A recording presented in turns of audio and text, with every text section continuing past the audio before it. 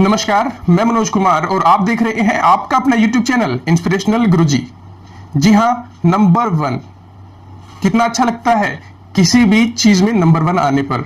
तो अभी कुछ ही दिन हुए हैं, आपका हमारा सबका प्यारा हरियाणा पूरे भारतवर्ष में वो होनहार बच्चा साबित हुआ जिसने एक लिस्ट में टॉप किया है। और मैं बात कर रहा हूं बेरोजगारी दर की। कुछ दिन तो हुए हैं, अभी वो रिपोर्ट आई है और वो हरियाणा जिसके सीएम मनोहर लाल खट्टर ट्रांसपेरेंसी और सबसे ज्यादा नौकरी देने की बात करते हैं और जिसका डिप्टी सीएम दुष्यंत चौटाला युवाओं के लिए, जिनकी राजनीति पूरी युवाओं को केंद्रित है, उनके हरियाणा में हम बेरोजगारी में नंबर 1 आते हैं। क्या इत्तेफाक है ये कोई, या फिर ऐसे ही यूं ही कोई आंकड़ों की बाजीगरी है? दोस्तों, कोई बच्चों का खेल थोड़ी है जो औने पौने दामों पर खरीद लिया और नंबर 1 बन गए। मेहनत लगती है और मेहनत भी बड़ी जोरों शोरों से की गई है हमारे नेताओं द्वारा, जो कमीशंस हैं जिनके जिम्मे भर्तियां करनी है उनके द्वारा, और बहुत से और ऐसे conditions and term and conditions थे जिनके बेसिस पर ये सब हुआ। और आज देखिए हम कहाँ हैं, नंबर 1। और हो भी क्यों ना, मेहनत लगती है ऐसे कामों में। विज्ञापन दिए जाते हैं, उन विज्ञापनों को फिर 6 महीने, साल और 5-5 साल, कई बार 10-10 साल बाद विड्रॉ कर लिया जाता है। भर्तियों की पूरी लंबी फहरिस्त है जो बार बार री एडवर्टाइज की जाती है, लेकिन उन पे एग्जाम नहीं लिए जाते। अगर एग्जाम ले लिए जाते हैं तो अंतिम परिणाम नहीं दिया जाता। अगर रिजल्ट निकाल दिया जाता है रिटर्न का तो अंतिम परिणाम नहीं दिया जाता। डॉक्यूमेंट वेरिफिकेशन होता है तो अंतिम परिणाम नहीं दिया जाता। और अगर परिणाम आ भी जाए तो ज्वाइनिंग नहीं दी जाती। तो जब ऐसा होगा तो बेरोजगारी दर में ही टॉप करेंगे सर। रोजगार देने के मामले में तो नहीं होगा ऐसा।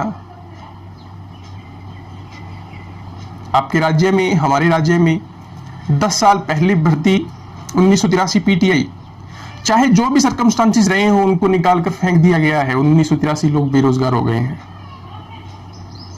जो भर्तियां 2019 के एन चुनावों से पहले एकदम एंट्री लेती है हरियाणा में और बड़ी भारी भरकम, जिसको ये कहा जाता है कि अब हरियाणा में कोई बेरोजगार नहीं रहेगा, वो चुनावों के बाद ऐसे गायब होती है सिनेरियो से जैसे कांग्रेस से ज्योतिरादित्य सिंधिया और कल परसों सचिन पायलट गायब हो गए हैं।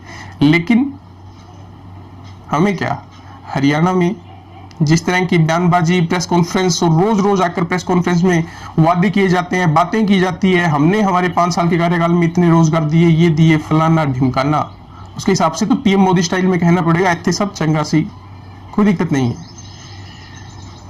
दिक्कत है, मैं बात करना चाहता हूं एक ऐसे कारनामे की जिसके चलते ये जो हालात हैं वो होने थे यार। आपको भी समझ में आएगा, मुझे भी समझ में आएगा। आप उन तमाम वैकेंसियों की तो बात छोड़ दें जिससे कलर का रिजल्ट नहीं आ रहा है। आईटी इंस्ट्रक्टर बीच में रोक रखे हैं, एलडीसी रोक रखा है। तमाम सूरत हाल अगर देखें हरियाणा के नौकरियों की सिनेरियो में तो सब कुछ भगवान भरोसे चल रहा है। उसी तरह एक वैकेंसी है 11/2019 जूनियर सिस्टम इंजीनियर जेएससी। दोस्तों, पूरा कच्चा चिट्ठा आपके सामने रख रहा हूं मैं हरियाणा गवर्नमेंट और आयोग का, और उस कारनामे में पिस रहे हैं जो जूनियर सिस्टम इंजीनियर की, जिन्होंने परीक्षा दी थी, जिनको उम्मीद थी कि उनके घर में अब 2 जूल की रोटी पकनी शुरू हो जाएगी, अब बेरोजगारी का ठप्पा उनसे हट जाएगा। लेकिन मजाल है हमारे एचएसएससी और एचपीएससी और गवर्नमेंट ऑफ हरियाणा के चलते ऐसा संभव हो पाए। अरे यही सब तो हुआ था जिसकी वजह से आज हम नंबर 1 पर हैं। जी हां, एडवर्टाइजमेंट जहां से वैकेंसी क्रिएट हुई थी वहां से लेकर और 7 जुलाई 2020 तक का एक एक डिटेल आपके साथ साझा करने जा रहा हूं आपके अपने यूट्यूब चैनल पर। दोस्तों, ये सितंबर की बात है, 5 सितंबर के आसपास 2019 में जब तमाम वैकेंसियां निकल रही थी, उस समय जूनियर सिस्टम इंजीनियर की वैकेंसी भी निकलती है। और चीफ टेक्निकल ऑफिसर एससी और जो ओरिजिनेटिंग अथॉरिटी होती है, जो आप लेटर में भी देख पा रहे हैं, वो एचपीएससी और एचएसएससी के थ्रू 165 वैकेंसीज अपने डिपार्टमेंट में जनरेट करते हैं। उन पे बोर्ड ऑफ डायरेक्टर की मीटिंग में ठप्पा लगता है कि ये वैकेंसीज अब डीएचबीवीएनएल और हरियाणा वितरण निगम लिमिटेड में और दक्षिण हरियाणा बिजली वितरण निगम लिमिटेड में 165 लोगों की जरूरत है जिनका नाम होगा जूनियर सिस्टम इंजीनियर। ये आती है, ये मेमोरेंडम या ये लेटर चीफ सेक्रेटरी के पास पहुंचता है। उसके बाद में एचपीएससी और एचएसएससी के थ्रू इस वैकेंसियों का एडवर्टाइजमेंट होता है जब चुनाव बहुत नजदीक था हरियाणा में। एचपीएससी के थ्रू 9 वैकेंसीज और एचएसएससी के थ्रू 156 वैकेंसीज का ये ड्रामा, अब तो जो आज के हालात है उसके हिसाब से तो ड्रामा कहना उचित होगा, ये ड्रामा रचा जाता है। जैसे कलर का उस समय एग्जाम हो गया, जेई का एग्जाम हो गया, लेकिन पुलिस के कांस्टेबल, एसआई के, ग्राम सचिव के, पटवारी के, इनके एग्जाम पेंडिंग रह गए। लेकिन जूनियर सिस्टम इंजीनियर जो हैं वो थोड़े से इस मामले में भाग्यशाली रहे, उनका फरवरी में एग्जाम हो जाता है। कितना अच्छी बात है, जब फरवरी में एग्जाम हो गया तो इसका मतलब कि आगे उनका रिजल्ट भी आना था। दोस्तों, आंसर की भी आ जाती है, और जिस आंसर की हमने बड़ी बड़ाई की थी कि आंसर की आ गई है, बहुत जल्दी काम किया, एचएसएससी ने बधाई का पात्र है, फलाना ये वो सब किया था। लेकिन आज की जो सूरत हाल है वो सुनकर आपको खुद पर शर्म आएगी। आप एचएसएससी को कोसते हुए नहीं थकेंगे, आप बोर्ड ऑफ डायरेक्टर्स को, आप उन तमाम लोगों को जो इस वैकेंसी से जुड़े हुए हैं, जिनके जिम्मे थे इस वैकेंसी को पूरा कराना, उनको कोसते हुए नहीं थकेंगे। लेकिन इस पूरे सिनेरियो में जिस पर इफेक्ट पड़ रहा है, जिसने तैयारी की थी जूनियर सिस्टम इंजीनियर की, जिसने एग्जाम दिया था और जिसको लग रहा था कि मैं फाइनली सिलेक्ट होऊंगा और मेरा सब कुछ ठीक रहेगा, जॉब आएगी घर में, लेकिन आज यही बात हो गई है कि शादी हुई नहीं लेकिन तलाक पहले हो रहा है। बिल्कुल मार्च के आसपास जब इनकी आंसर की दी जाती है, उसके बाद में पता नहीं अंदर क्या ऐसा झमेला होता है क्या नहीं, लेकिन जो मोटी मोटी बात निकल के सामने आती है, एक रीजन दिया जाता है कि इनमें प्रमोशन 30 साल तक प्रमोशन नहीं है, 35 साल तक इस वैकेंसी में प्रमोशन नहीं है, तो इस वैकेंसी को विड्रॉ कर लें। यूएचबीवीएनएल और डीएचबीवीएनएल सिफारिश करते हैं कि हम इन वैकेंसीज की इस पर्टिकुलर वजह से जरूरत नहीं है। कुछ आप यहां पर लेटर भी देख पा रहे हैं, आपके साथ साथ स्क्रॉल हो रहे हैं। और एक दोस्तों 18/3/2020 को वैकेंसी एक लेटर निकलता है जिसमें इन वैकेंसियों को विड्रॉ करने के ऑर्डर जारी कर दिए जाते हैं। और सीधा सीधा कुठाराघात कोविड-19 की उस अवस्था में उन सैकड़ों अभ्यर्थियों, अगर 165 वैकेंसी थी तो आपको ये समझ लेना चाहिए था, अगर 5-7 गुना या 10 गुना जितने भी लोग बुलाते तो 1000 के आसपास ये संख्या बैठती है। सीधे 1000 परिवारों के भविष्य के साथ कुठाराघात किया गया था हरियाणा गवर्नमेंट, कंसर्न डिपार्टमेंट, ये दोनों डिस्कॉम्स और एचएसएससी एचपीएससी द्वारा। अब ये चीजें यही नहीं रुकी, उनको कुछ उम्मीद हो अभ्यर्थियों को कि हम कहां जाएं, कहां ना जाएं। उससे पहले उस लेटर में यह भी लिखा हुआ था कि ये जो वैकेंसी है आउटसोर्स कर दी जाए, यानी कि आउटसोर्सिंग के द्वारा इनको पूरी की जाए।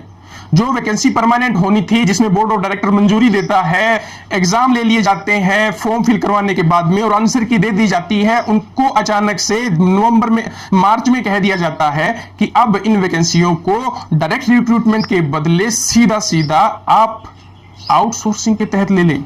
क्या भद्दा मजाक है, क्या कोई खेल चल रहा था?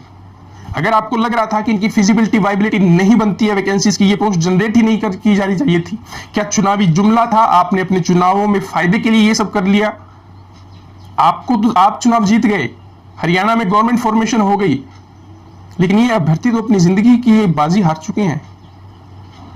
जो मेहनत कर रहे थे वो हार चुके हैं। आपके पास क्या जवाब है इनके लिए? दोस्तों, खेल यही नहीं रुकता है। ये जो आउटसोर्सिंग के जो लोग हैं 2 साल के लिए, अब देखिए किस प्रकार से होगा, यानी कि भविष्य में जूनियर सिस्टम इंजीनियर की कोई वैकेंसी जनरेट नहीं होगी। इन्होंने कहा है 2 साल के लिए आउटसोर्स करें और उसके बाद में फर्दर 2 साल के पीरियड के लिए इनको फिर कॉन्ट्रैक्ट बेस पे आगे आप ले आए। इसका मतलब सीधा सीधा निकलता है कि यहां अपने रिश्तेदार, अपने पौंके, अपने गुर्गे जो जानकार हैं उनको सेट किया जाएगा डिस्कॉम्स में जूनियर सिस्टम इंजीनियर की वैकेंसीज पर, जो एक समय जिसकी आंसर की रिजल्ट की आ चुकी थी। और अब 3/6/2020 का लेटर जिसमें पूरी तरह से विड्रॉ करने की बात कही गई और ओम नमः शिवाय वो कहते स्वाहा कर दिया 7 जुलाई 2020 के लेटर ने और कहा कि ये वैकेंसीज अब विड्रॉ की जाती हैं। तो जब ये सब तमाम चीजें होंगी तो दोस्तों हरियाणा नंबर 1 बनेगा और जरूर बनेगा, और मेरे ख्याल से वो दिन दूर नहीं है। हालांकि अब भी बहुत गैप है पहले और दूसरे नंबर में जो आए हैं, लेकिन वो दिन भी दूर नहीं है। आधी से ज्यादा आबादी हमारी बेरोजगार होगी हरियाणा में। तो इसके लिए लोग संघर्ष कर रहे हैं, अभ्यर्थी संघर्ष कर रहे हैं। मुख्यमंत्री साहब से मिल चुके हैं, दुष्यंत चौटाला उप मुख्यमंत्री से मिल चुके हैं, ऊर्जा या बिजली मंत्री रंजीत चौटाला से मिल चुके हैं। लेकिन मिलने से क्या होता है? जो राजनीतिक लोग हैं उनको अपनी राजनीति चमकानी है। आपको लॉलीपॉप दिए जाते हैं और इन्हीं को भी दिए जा रहे हैं। जैसा आप कलर में महसूस कर रहे हैं वैसा ये भी कर रहे हैं। दर दर ठोकरे खाने को मजबूर हैं, लेकिन हाथ कुछ नहीं आ रहा है इनके। जो मलाई खा रहे हैं वो तो अब हरियाणा गवर्नमेंट में बैठे हैं। उनको 5 साल तक उनको 5 साल तक यूं कह लीजिए कि किसी चीज की कोई कमी नहीं आने वाली है। उनको 2 जूल की रोटी की फिक्र नहीं है। उनके सब काम, सब तमाम तामझाम एकदम 1000% फिट हो चुके हैं। उनको जरूरत नहीं है आपकी वैकेंसीज की सिरदर्दी लेने की। यार ऐसा क्या हुआ था कि आपने उस समय इनको वैकेंसीज को जनरेट किया और अब क्या हो गया कि आप इनको विड्रॉ कर रहे हैं? ये सुविधावादी राजनीति, ये सुविधावादी। चुनाव आए तो वैकेंसी दे दी, चुनाव चले गए तो भाड़ में जाए। फैसला आपको करना है कैसे आपने टैकल करना है इन मुद्दों को, परंतु मेरा फर्ज था आपके सामने ये मुद्दा लेके आना। अब ये अभ्यर्थी धरना प्रदर्शन भी करेंगे तो जुड़े, इनके साथ जरूर जुड़े, और जैसे ही मेरे पास आगे की फर्दर अपडेट आती है मैं आपके सामने लेकर हाजिर होऊंगा। आप देख रहे थे आपका अपना यूट्यूब चैनल इंस्पिरेशनल गुरुजी। अगर आपको हमारे ये प्रयास पसंद आ रहे हैं तो चैनल को सब्सक्राइब करना, बेल आइकन प्रेस करना ना भूलें। उम्मीद है बाकी वैकेंसी इस तरह के घटिया प्रिपरेशन मैनेजमेंट की वजह से भेंट नहीं चढ़ेगी।